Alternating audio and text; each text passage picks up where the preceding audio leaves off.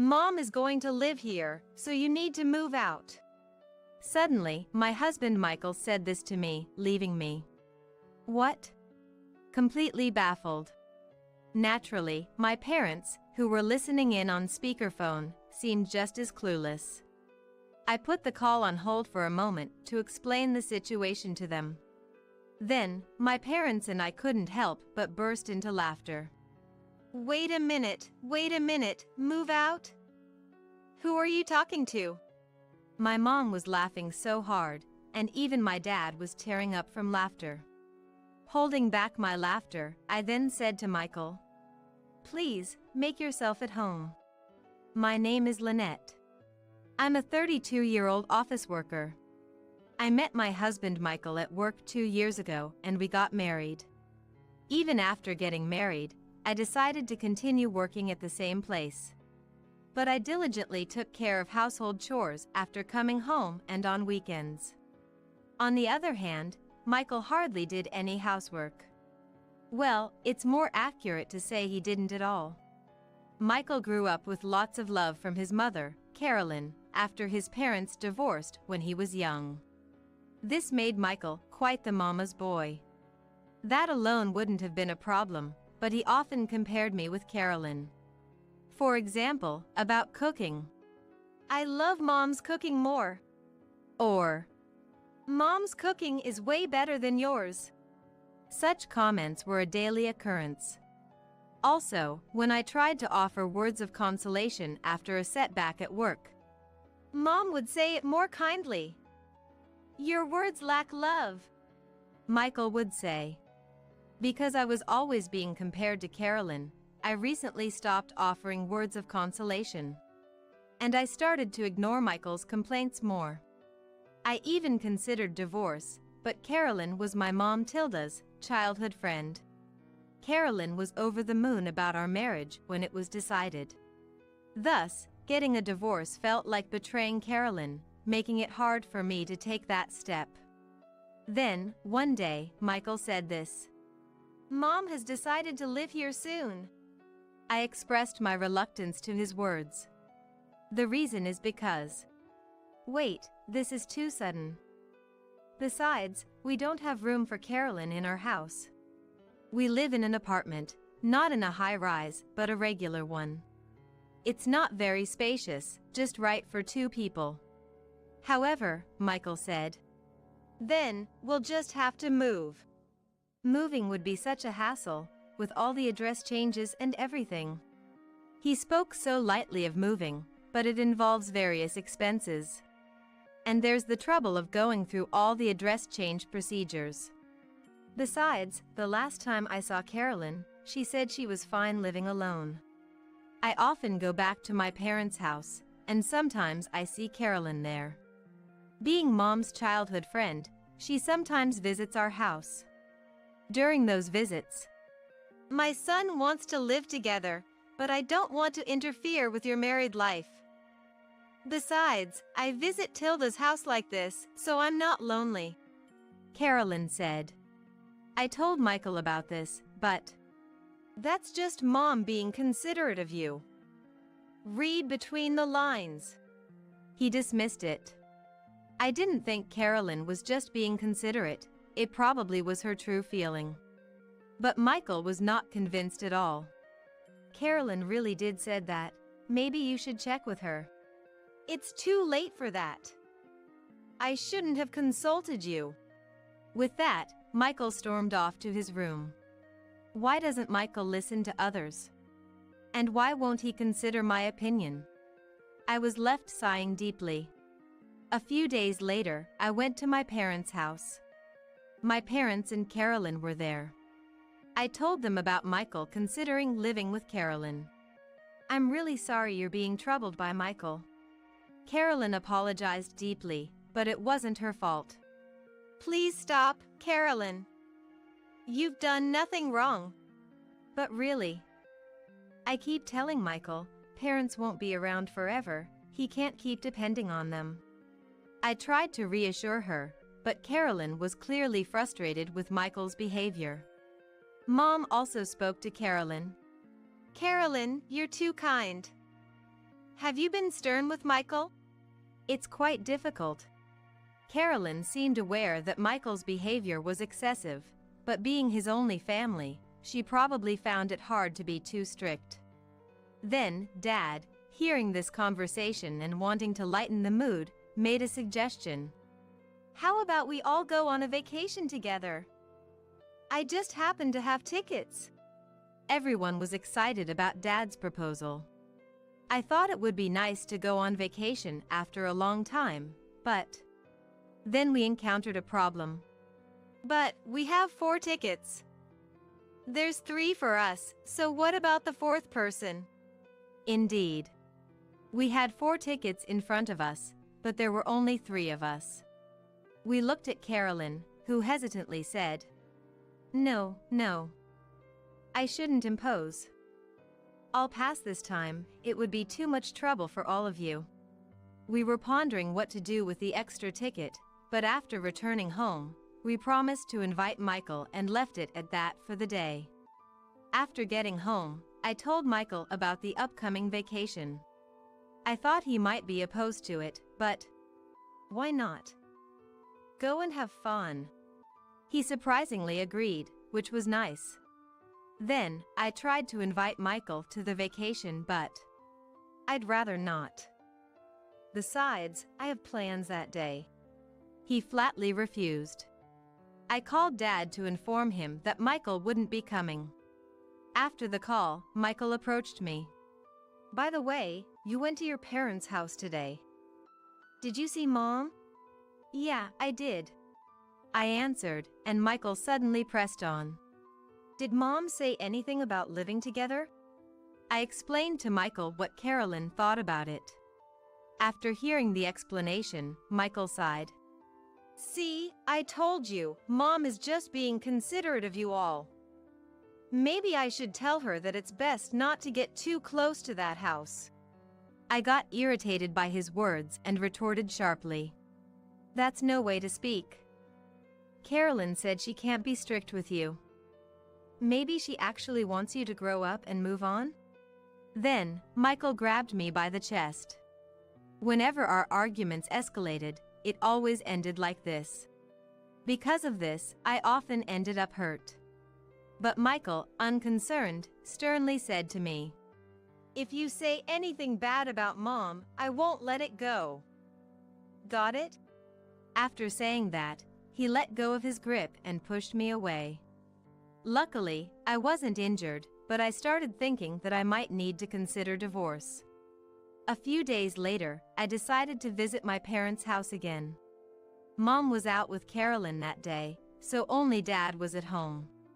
After telling Dad about what had happened, he sighed a lot, but after hearing everything, he said to me, Lynette, if it's too hard, you can always come back home. Your mom and I are on your side. Tears welled up in my eyes at Dad's words. When I mentioned considering divorce, It's your life, Lynette, Dad passionately said. Feeling encouraged, I was about to return home. Dad then told me what happened to the 4th ticket. The day before the vacation, I was packing my bags. Then, Michael came into my room. Since that argument, we hardly spoke, so I wondered what he wanted. Tomorrow, what time are we leaving? Expecting a complaint, I was surprised by his question. I replied, We're leaving at 10 a.m. And Michael said, Okay. Then left the room. I was left wondering about the purpose of his visit, but assumed it was just to confirm the departure time, and didn't dwell on it much. But I never imagined what would happen next. On the day of the trip, Michael seemed to still be in his room, but I didn't pay much attention and headed to my parents' house. My parents were there, but one person was missing. Huh? She's not here yet? Apparently, she said, I'll finish some errands and then meet you there. Go ahead without me. Then, shall we head to the hotel? So, the 3 of us decided to go to the hotel we were staying at. The hotel was famous for being hard to book. We were lucky to get these tickets. Dad was boasting. The room was great, with a view of a vivid bamboo forest through the window. As Mom and I were marveling at it, Dad was taking photos of us. In the middle of this wonderful family time, a call came in that would shatter the moment. From Michael? I wonder what it's about. Yes. I made sure to put it on speakerphone so my parents could hear. Then came Michael's reply, with a weird laugh. Lynette? Sorry to bother you during your trip. I have some unfortunate news for you. Unfortunate news?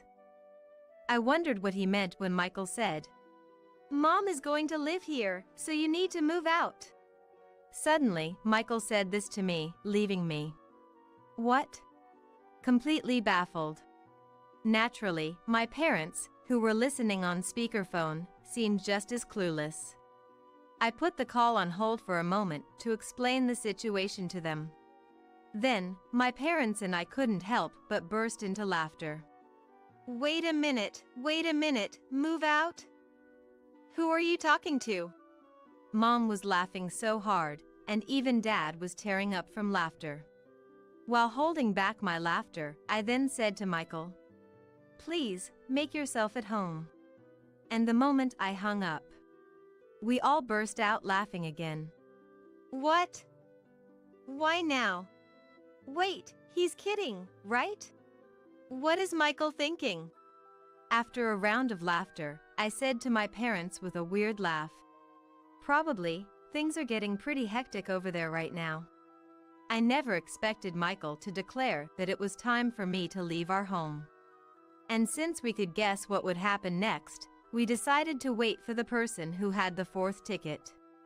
Meanwhile, as for Michael, right after I left, started taking action immediately.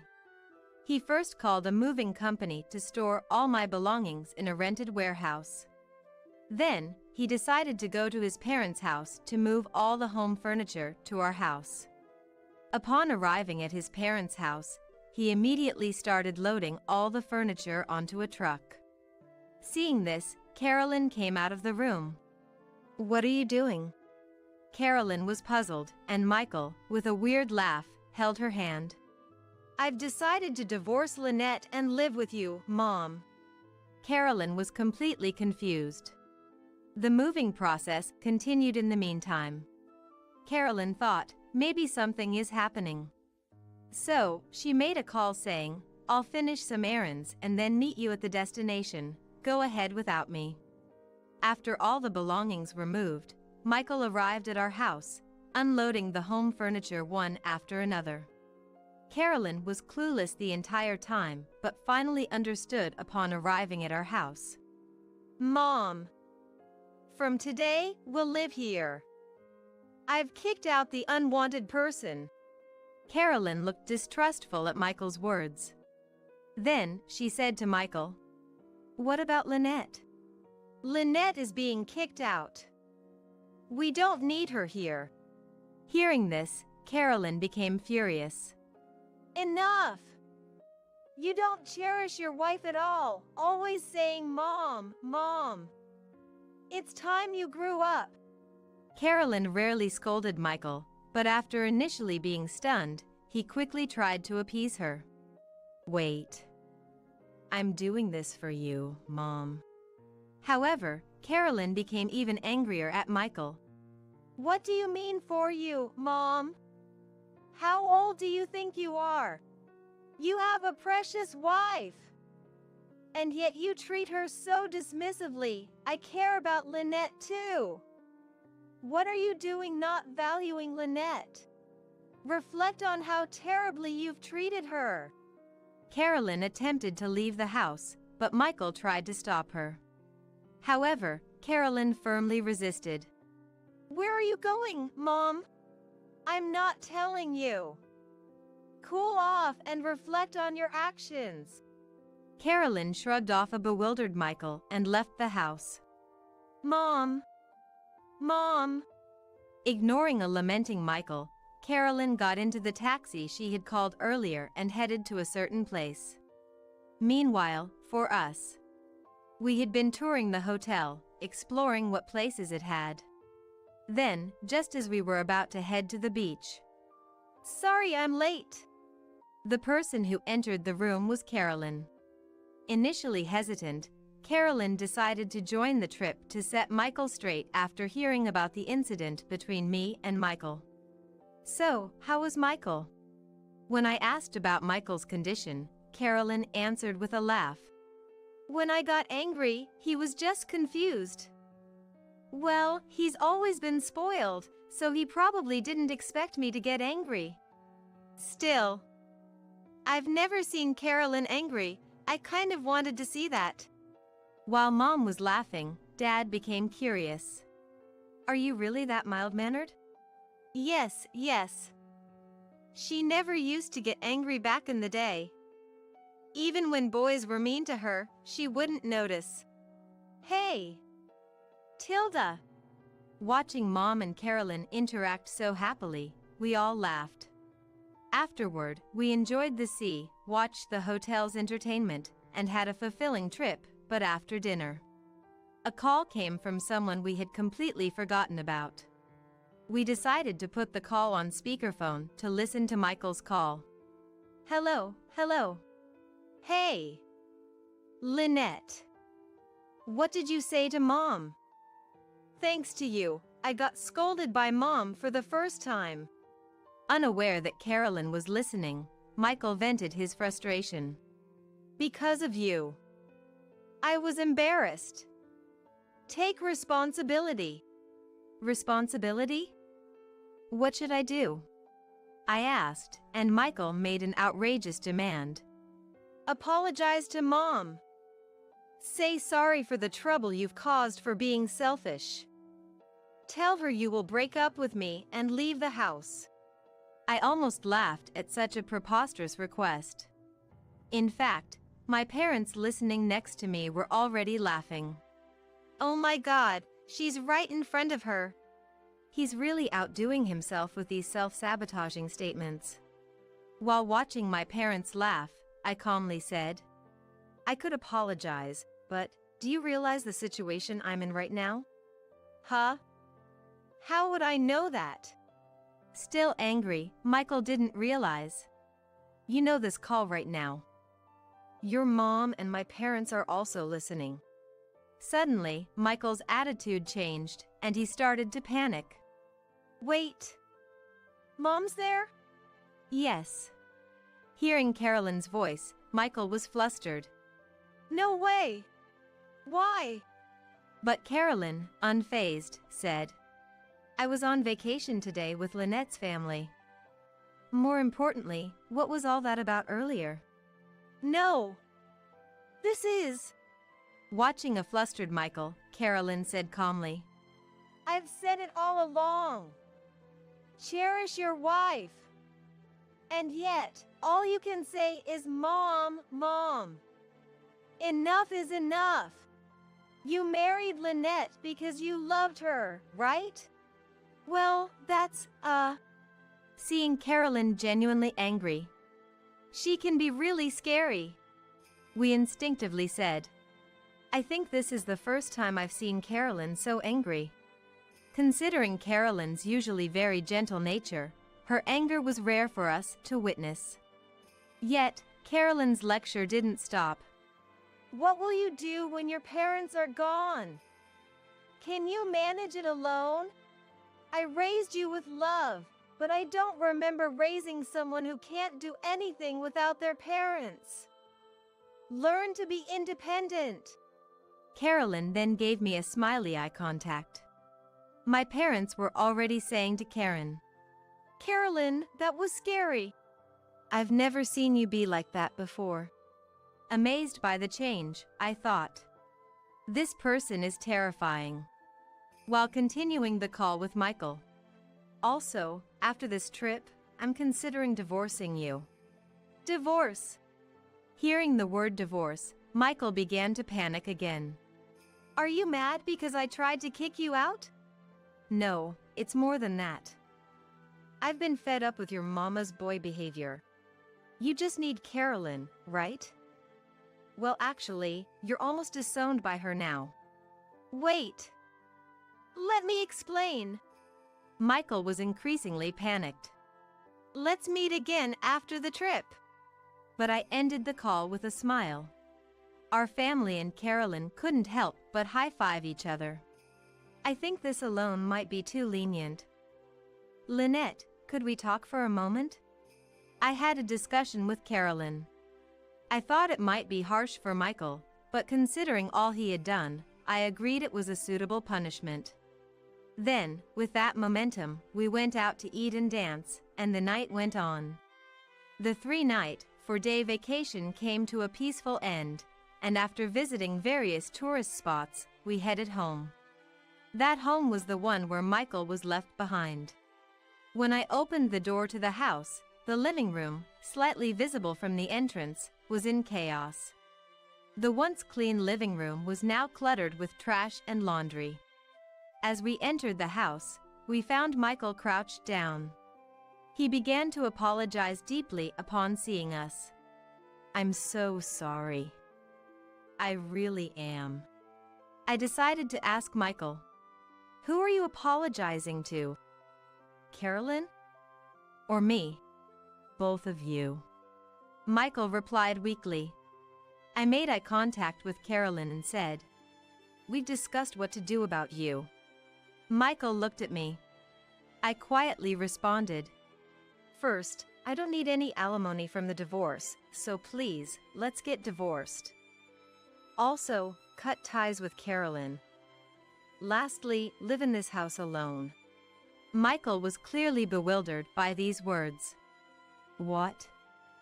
Me, divorce you, cut ties with Mom, and live in this room alone? Impossible. I've never done any housework before." "Exactly. You've always had me or Lynette do everything for you, but that's over now. You've relied on people too much. From now on, manage your life on your own," Carolyn stated calmly. My parents also agreed with our decision. After hearing Lynette's story, I realized I couldn't entrust her to you. You need to experience the hardships that Carolyn and Lynette went through. Michael's complexion worsened. "Please, not that. I can't live without Mom and Lynette." However, Carolyn and I remained firm in our decision. "After all the complaints you've had about me? Coming back now is just selfish. Appreciate what me and Lynette have done for you and live with that." Hearing this, Michael kept pleading weakly, "I'm sorry. Please don't leave." But we ignored him. Carolyn and I delivered the final blow. "I'll move my stuff later. It's unfortunate. Your actions ruined our cohabitation. If you had listened to us, this wouldn't have happened. Well, it's too late now." With that, we left the house. Michael was crying, but we silently closed the door behind us. The divorce between Michael and me was finalized, and Carolyn's belongings were moved back to her original home, culminating in our estrangement from Michael. Since Michael and I worked at the same place even after the divorce, we occasionally met. But his suits were wrinkled and smelled musty, making him somewhat of an outcast among coworkers.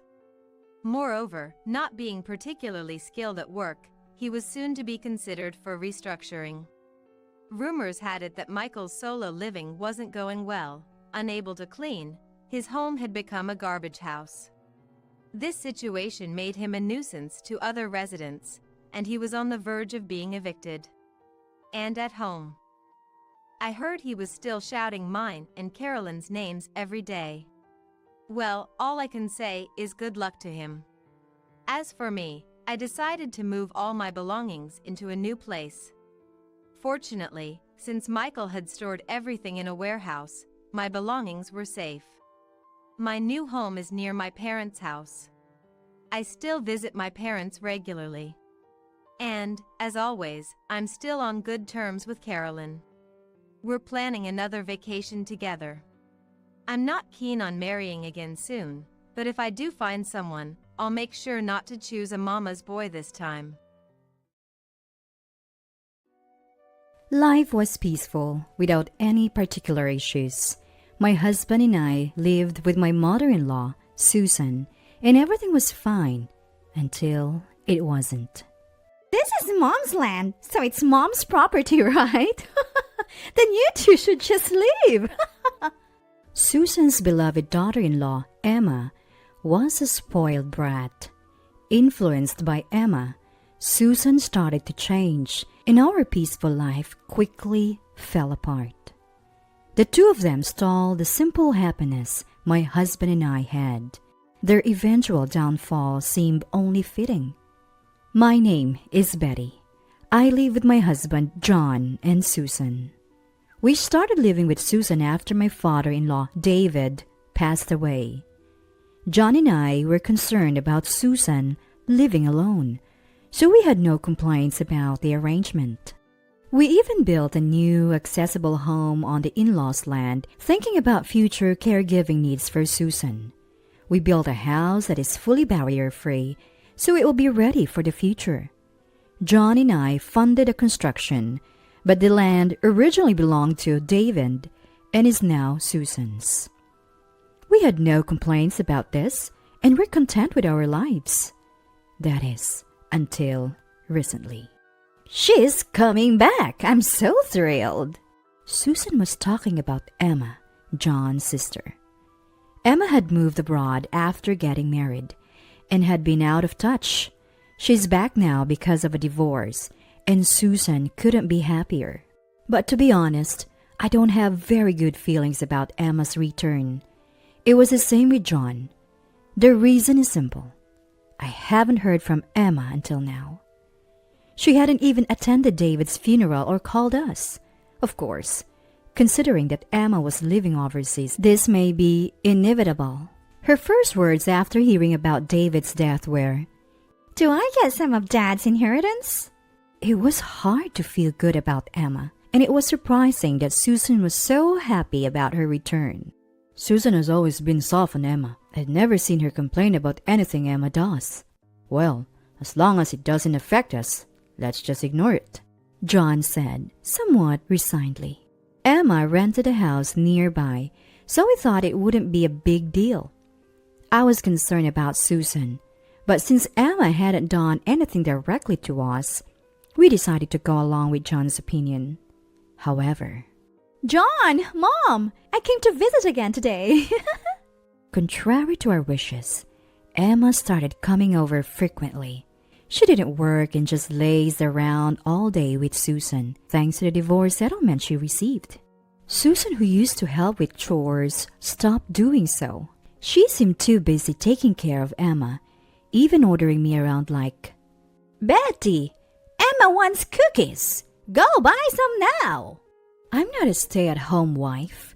I have a part-time job.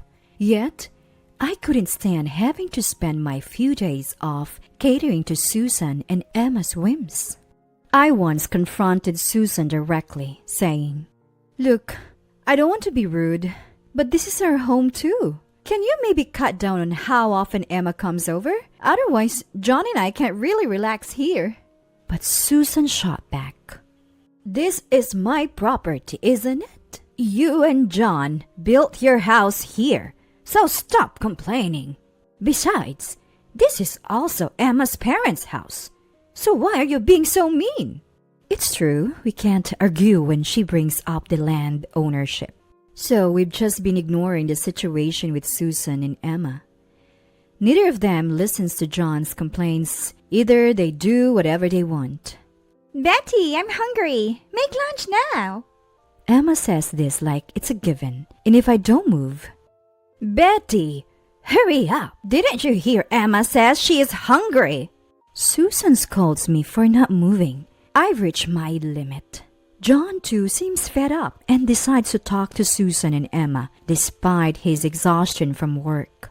"Mom, Emma, you two have been way out of line lately. Betty is my wife, not your servant." John sternly addresses the two of them in the living room. But Emma retorts, "Well, this is my parents' house, right? What I do here has nothing to do with you, bro." "Besides, Betty is family, And family helps each other out. And Susan chimes in. Exactly. Emma just got divorced and is tired. Stop complaining.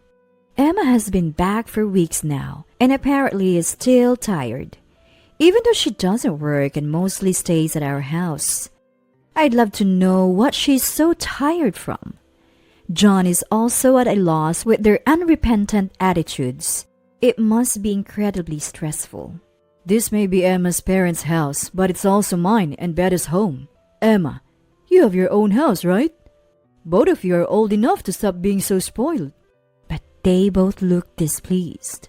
They act as if they shouldn't have to hear this, saying things like, "It's weird to have to be considerate in your own parents' house." Or, "Emma will always be my adorable daughter." It's all complaining. John, realizing that talking won't help, raises his voice. I hate to say this, but this is the house that Betty and I built. We may not own the land, but we pay the property taxes. If you keep things up, you'll have to leave. Susan, who usually claims the land as her own, is finally silenced. But Emma says, "You'd say that about your own sister's parents' house? You're the worst, bro. Don't blame me for what happens next." And she storms out. Susan leaves after getting a message from Emma. After they're gone, John says, Sorry about that. It's awkward.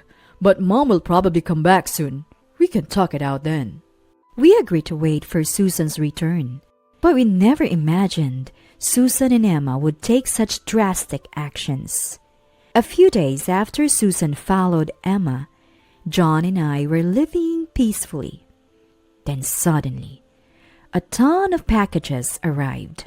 Confused as we hadn't ordered anything, Emma and Susan show up. "We decided to make this house ours. You guys need to leave now." John and I are dumbfounded. Did they forget what was said when they were kicked out before? When we tell them there's no way we're giving up our house, they say, "Then pay rent to Mom, who owns the land. $3,000 a month. If you can afford that, you can stay." I couldn't believe what I was hearing. No way. This is just too much. We're the ones who built this house in the first place. Why should we have to pay rent to live in a house we built ourselves? As John and I left speechless, Emma, misunderstanding the situation, continues with a smug look on her face. "Just so you know, you don't have any say in this, okay? This land belongs to Mom, so we could tear this house down if we wanted to. But that would be inconvenient for you, wouldn't it?" She says, pressing us further. There's no way such a ridiculous proposal would fly, and tearing down the house would ultimately backfire. While it's true that the land belongs to Susan. If the landowner has complaints about the house, it's not entirely out of the question. I rack my brain for a solution, but I'm not well versed in law, so I come up empty. What should we do? That's when I was alone with my head in my hands. John suddenly says, Fine. If you want this house, we'll leave. He says this to Susan and Emma. I can't help but control John. "Wait, John, are you serious?" John reassures me. It's okay. And continues speaking to Susan and Emma. Even if we do leave, we haven't decided where to move yet. We need time to prepare for the move. It would help if we could stay at Emma's place in the meantime. Ignoring my concerns, John continues talking with Emma and Susan. Eventually, it's decided that we will leave this house within a week. During that time, Susan and Emma will live in Emma's current house. Feeling pleased that John complied more easily than they had expected, Susan and Emma say, "Well then, hurry up and leave!" and head home with smiles on their faces. I'm not in the mood for laughing, not even a little. "Why did you make this decision without consulting me?" As soon as Susan and Emma leave, I confront John. I can't let this slide. John apologizes with a regretful look on his face. Betty, I'm sorry, but I thought we'd be in a bad spot if we didn't do this. He apologizes to me and explains his reasoning. I can't just laugh off what John is saying as nonsense. The truth is, neither Emma nor Susan showed any signs of remorse, and we have no way to oppose them openly since Susan owns the land. Even if we could secure the rights to the house, we'd still have to live with Emma, and the rift between us and Susan and Emma has only deepened, making life even more difficult. To endure their whims for the rest of our lives as a couple, I can't accept that. We'd break before they do. I somehow understand John's point, but we only have a week until we have to move. It's hard to switch gears, but faking cheerfulness is better than this gloomy atmosphere. So, I muster up a bright voice and ask John, I get what you're saying, John. I can't agree, but I understand. So, what's the plan? Do you have a new place lined up? John immediately replies, I thought something like this might happen ever since Emma started hanging around. I know a place we can rent, so we won't need a full week to move. I wish he'd told me that sooner. My minor complaint vanishes with his assurance that he didn't want Susan and Emma to catch on. He adds, But I don't want to just hand over the house. We've got stuff to do before we leave. It's going to get busy.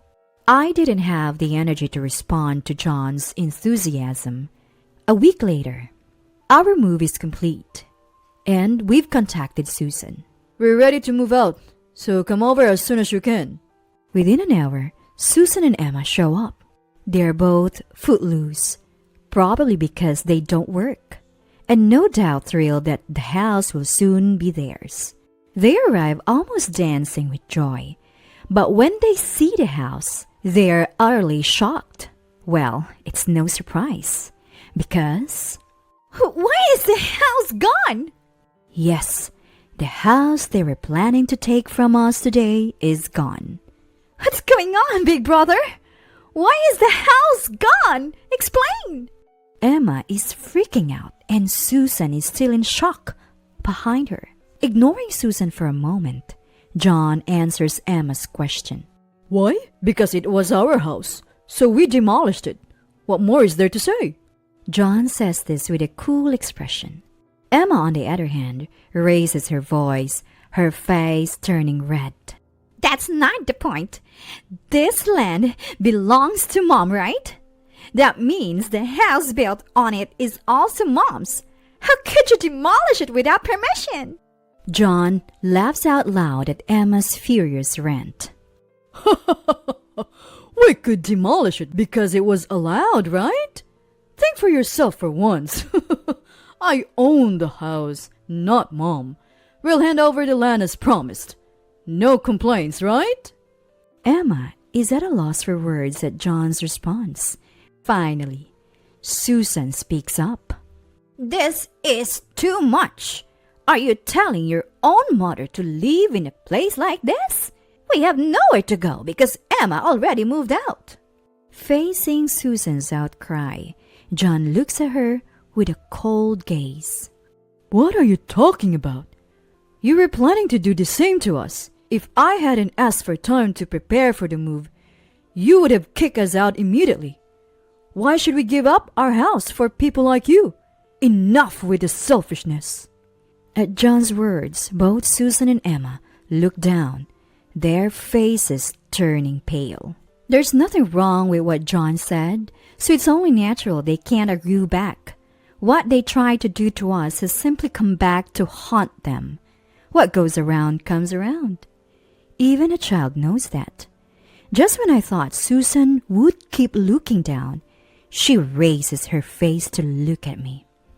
What do you think, Betty? This can't be right, can it? Tell John. Susan pleads and Emma chimes in. Yeah, you guys found a new place to move to, right? Let us live there with you. You think that's fair, don't you, Betty? They're saying things that make no sense. I decide to give them a reality check.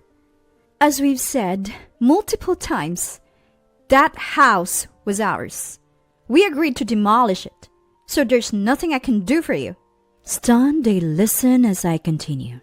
Besides, why would we let you into our new home? Both John and I have been put through the ringer by you two. You tried to take our house using the land rights as leverage. If you take someone's house, you can't complain if yours is taken. I think this empty land is more than enough for the two of you. After telling them that, John and I left a devastated Susan and Emma and returned to our new home. After losing their home, Susan and Emma found themselves saddled with property taxes, which we had been covering until now. But it only makes sense that they take on this responsibility. The land Susan inherited from David is in a prime location, so the property taxes are steep. To make matters worse, Susan only has her pension, and Emma is relying solely on her divorce settlement.